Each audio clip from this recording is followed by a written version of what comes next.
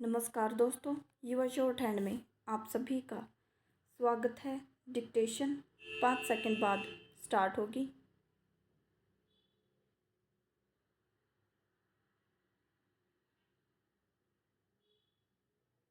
So be ready, start.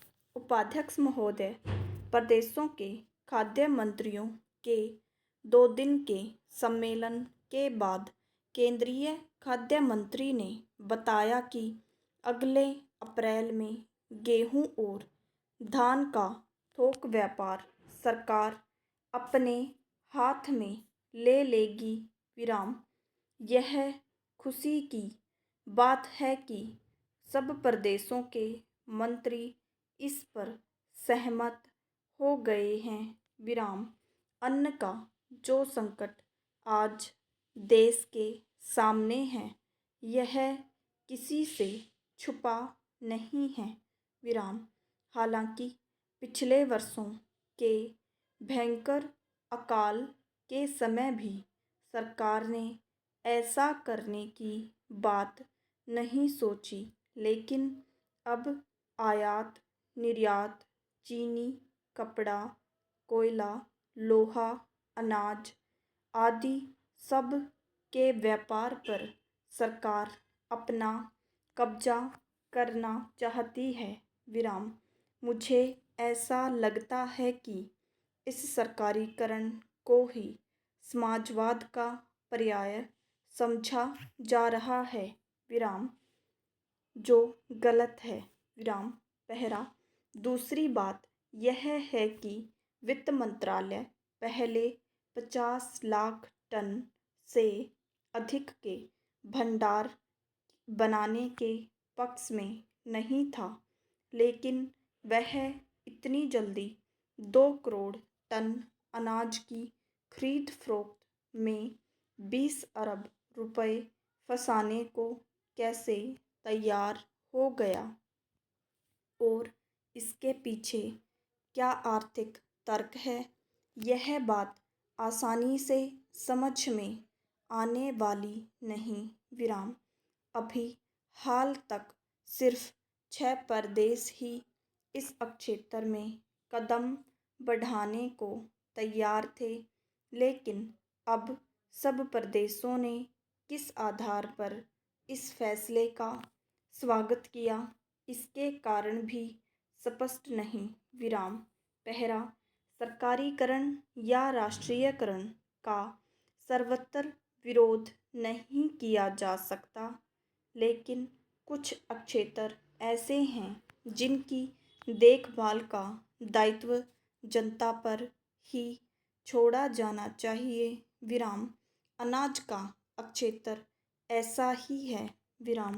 जमाखोरी और मुनाफाखोरी रोकने के लिए सरकार कठोर निरीक्षक की भूमिका अदा कर सकती है, और अगर वह अनाज का अभाव न होने दे तो समस्या का द्विपक्षीय हल भी निकाला जा सकता है, और सरकार कई परेशानियों तथा आलोचनाओं से भी बच सकती है।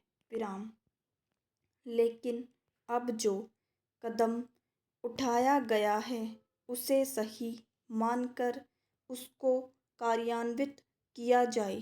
पहला, राज्यपालों ने पिछले दिनों ही चेतावनी दी थी कि थोक व्यापार के बाद खुदरा वितरण को भी गांव स्तर तक सरकार को संभालना होगा।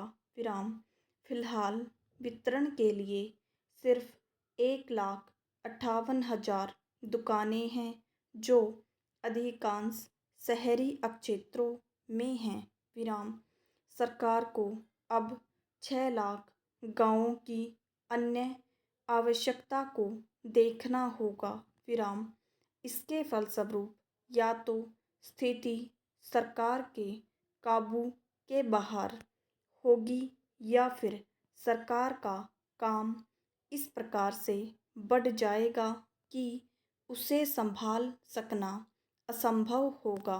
पहला, चीनी की तरह अनाज के मामले में यदि सरकारी और गैर सरकारी एजेंट रहे तो जनता की कठिनाई बढ़ेगी। विराम।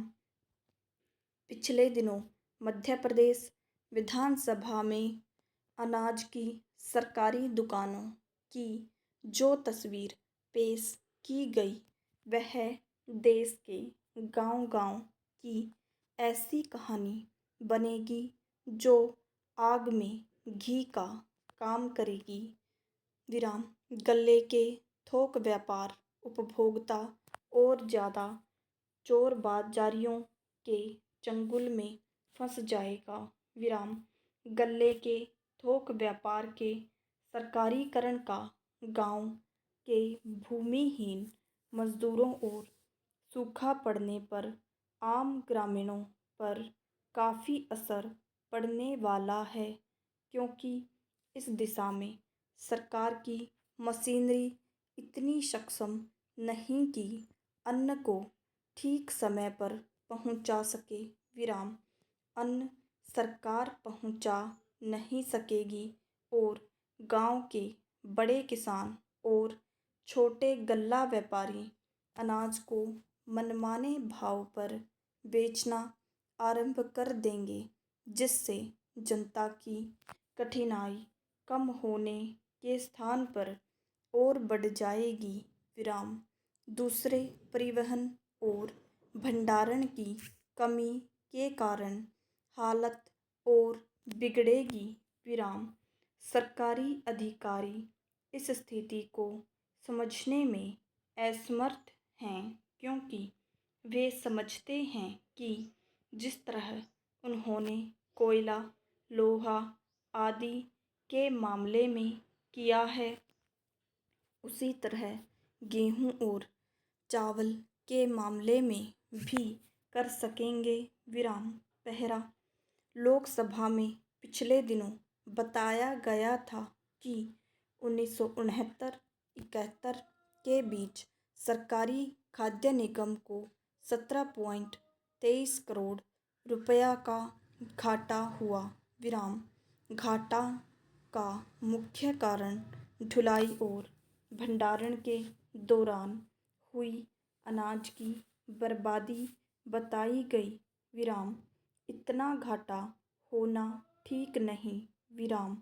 फिर सरकारी खाद्य निगम के क्रियाकलापों की जांच का काम केंद्रीय जांच ब्यूरो को सुपुर्द किया गया है। इस बात को भी नहीं भुलाया जाना चाहिए। विराम।